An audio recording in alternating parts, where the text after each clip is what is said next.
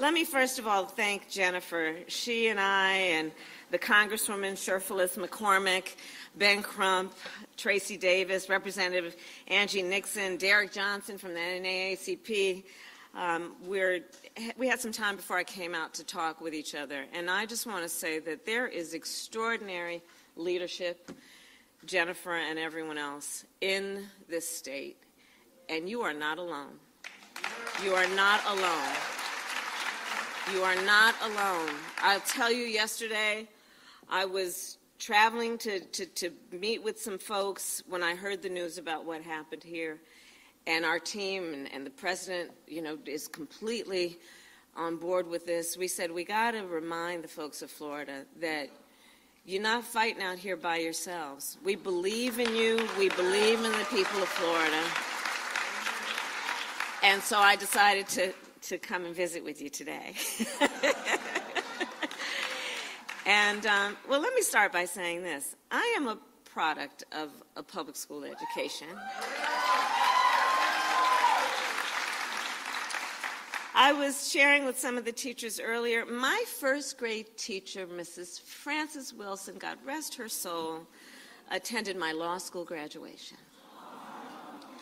I am a product of teachers and an educational system that believed in providing the children with the full expanse of information that allowed them to then, and encouraged them to then reach their own conclusions and exercise critical thought in a way that was directly intended to nurture their leadership. I am fully aware that it is because of that approach that I stand before you as Vice President of the United States of America.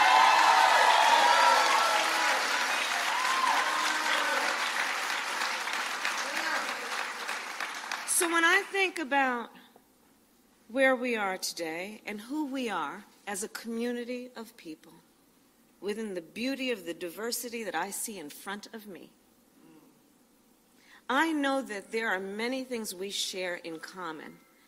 And first and foremost, we share in common a deep love of our country and the responsibility we each have then to fight for its ideals.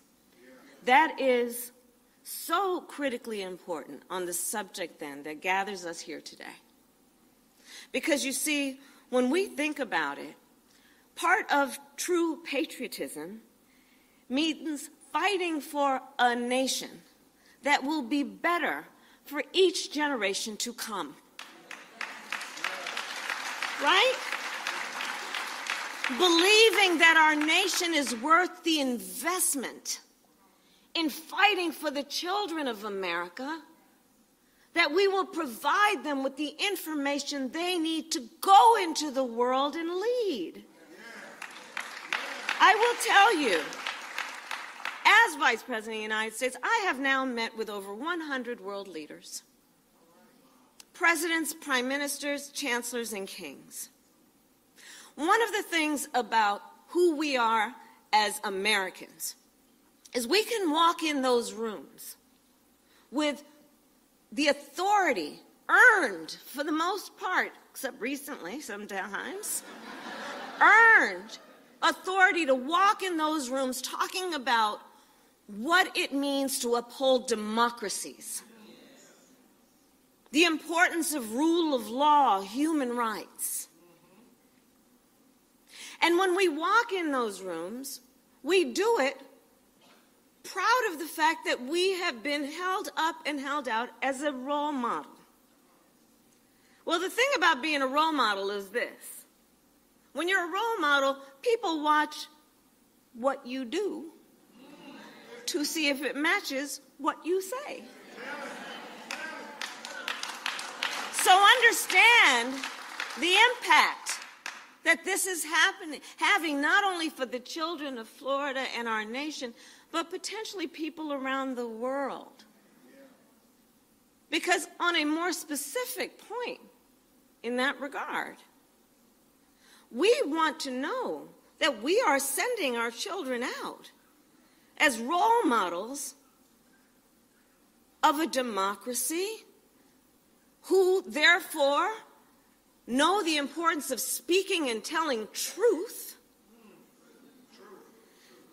the importance of understanding when you are a leader, you must know history.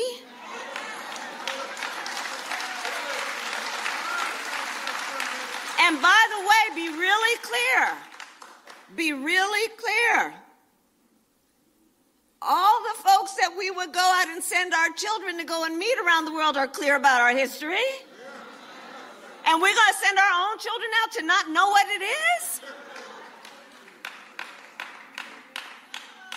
Building in a handicap for our children that they are going to be the ones in the room who don't know their own history when the rest of the world does? Think about this for a moment. The levels of proportion. So when I think about where we are, I do believe that our strength as a nation has always been because we are continuously and always invested in fighting to reach our ideals. And let's remember the preamble to the Constitution of the United States. Van Crump. We the people, in order to form a more perfect union.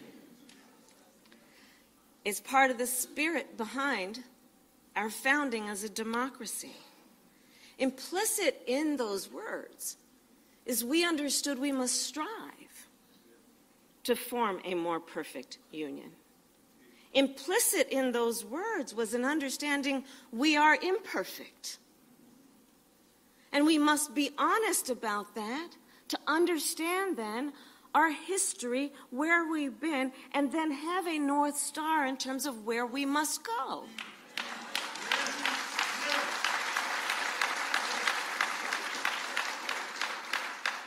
So when I think about what is happening then here in Florida, I am deeply concerned. Because let's be clear, I do believe this is not only about the state of Florida. There is a national agenda afoot.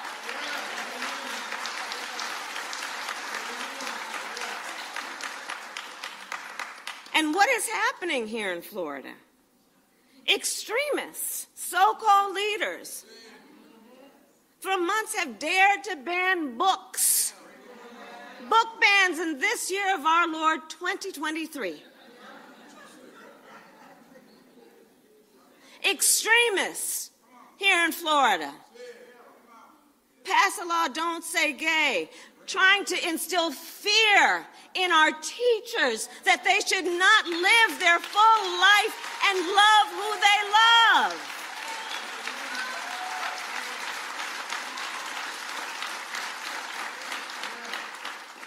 And now, on top of all of that, they want to replace history with lies. Middle school students in Florida to be told that enslaved people benefited from slavery. High schoolers may be taught that victims of violence, of massacres, were also perpetrators. I said it yesterday. They insult us in an attempt to gaslight us, and we will not have it. And we will not have it. And you know, as parents, we teach our children to tell the truth. It's one of the first things we teach our children. Love and honor their parents, their God, and tell the truth. We teach our children not only to tell the truth, but to seek knowledge and truth. It's part of what we know is about putting them on the road for them to grow and develop for the sake of our mutual well-being and prosperity. These are the things we tell them. Well, I think we should model what we say.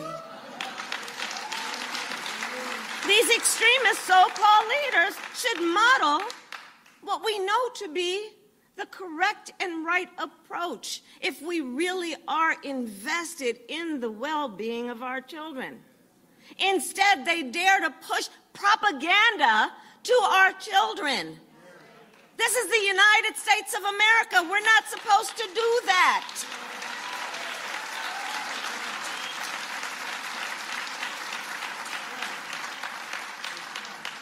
And here's the other piece about this. Now, when adults know what slavery really involved, come on. Adults know what slavery really involved. It involved rape. It involved torture. It involved taking a baby from their mother. It involved some of the worst examples of depriving people of humanity in our world. It involves subjecting to people the requirement that they would think of themselves and be thought of as less than human. So in the context of that, how is it that anyone could suggest that in the midst of these atrocities, that there was any benefit to being subjected to this level of dehumanization?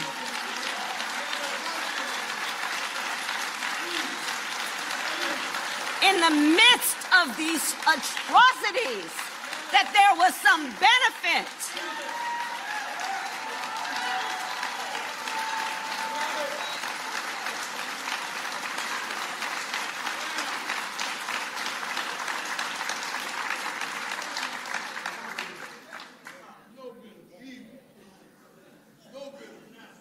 So it is not only misleading, it is false, and it is pushing propaganda.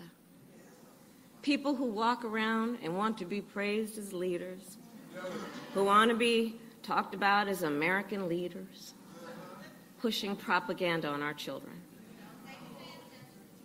Pushing propaganda on our children. And when we think about it, you know, when we send our children to school as parents, we want to know that they are being taught the truth. It is a reasonable expectation. It is a reasonable expectation that our children will not be misled. And that's what's so outrageous about what is happening right now.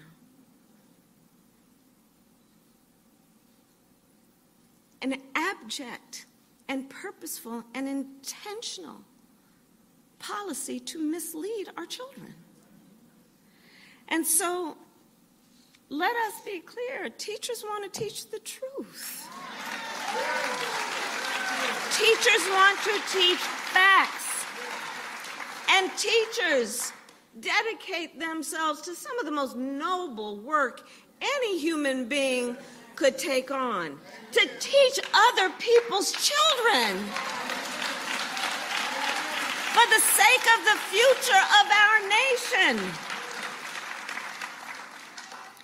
And so they should not then be told by politicians that they should be teaching revisionist history in order to keep their jobs. What is going on?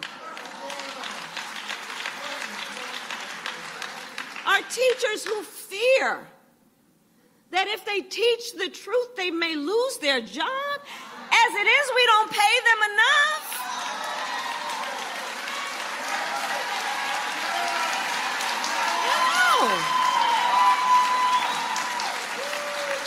I know.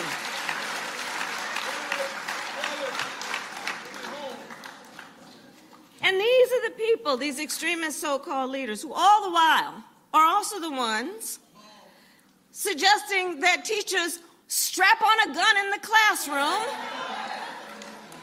instead of what real leaders should be doing and be engaged in reasonable gun safety laws.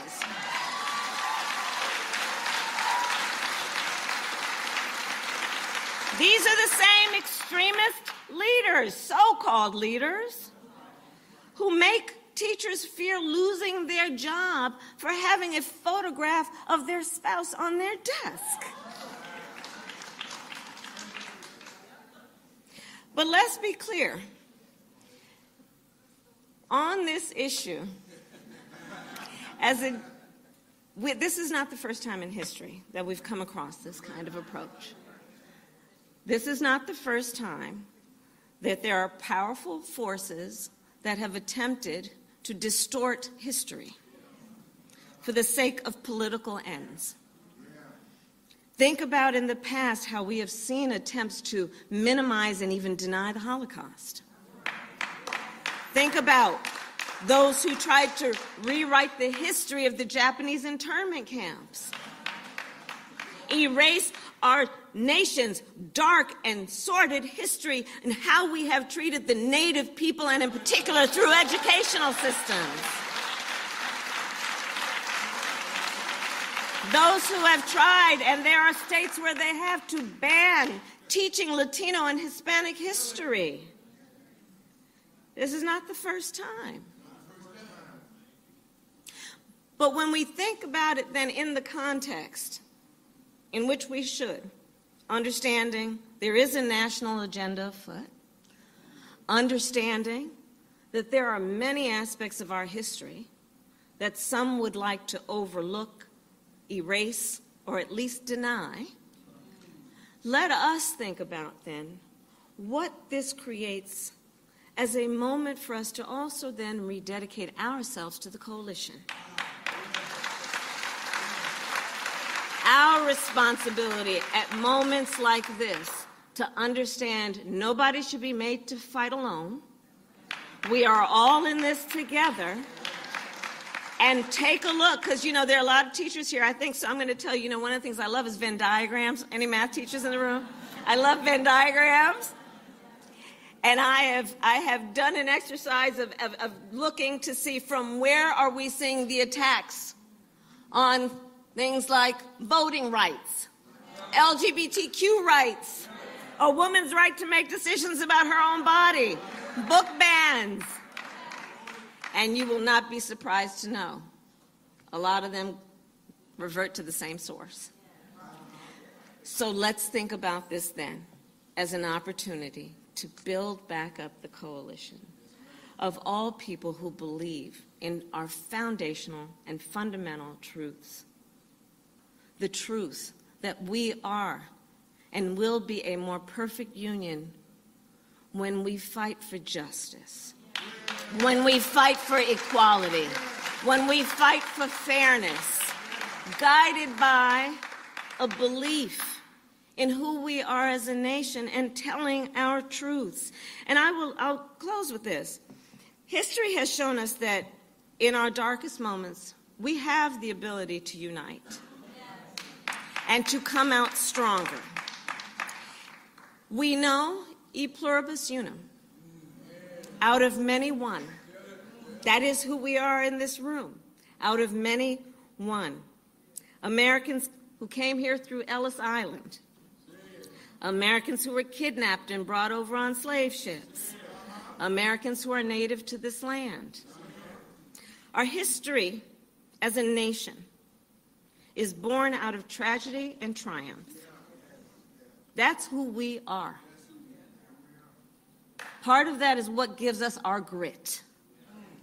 Knowing from where we came, knowing the struggles that we have come through, and being stronger in our dedication to saying no more and not again. It is part of what makes up the character of who we are as America. So let's reject the notion that we would deny all of this in terms of our history. Let us not be seduced into believing that somehow we will be better if we forget. We will be better if we remember. will be stronger if we remember. We fought a war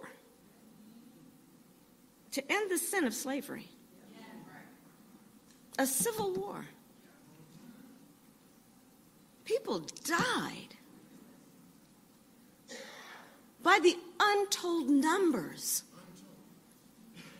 in that war, many of whom fought and died because of their belief that slavery was a sin against man, that it was inhumane, that it was not reflective of who we believe ourselves to be as a country, and certainly not reflective of who we aspire to be.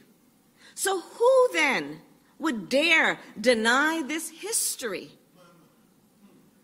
Who would dare then deny that these lives were lost and why they were lost and what was the cause that they were fighting for and what were they fighting against?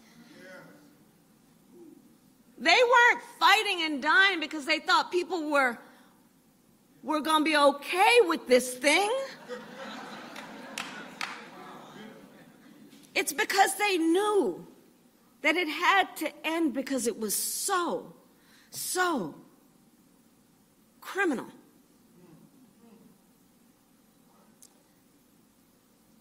So we know the history, and let us not let these politicians who are trying to divide our country win. Because you see, what they are doing is they are creating these unnecessary debates. This is unnecessary to debate whether enslaved people benefited from slavery. Are you kidding me? Are we supposed to debate that? Let us not be distracted by what they're trying to do, which is to create unnecessary debates to divide our country. Let's not fall in that trap. We will stand united as a country. We know our collective history. It is our shared history. We are all in this together. We know that we rise or fall together as a nation. And we will not allow them to suggest anything other than what we know. The vast majority of us have so much more in common than what separates us. And so let us stand always for what we know is right. Let us fight for what is right. And when we fight, we win. God bless you, and God bless the United States of America. Thank you.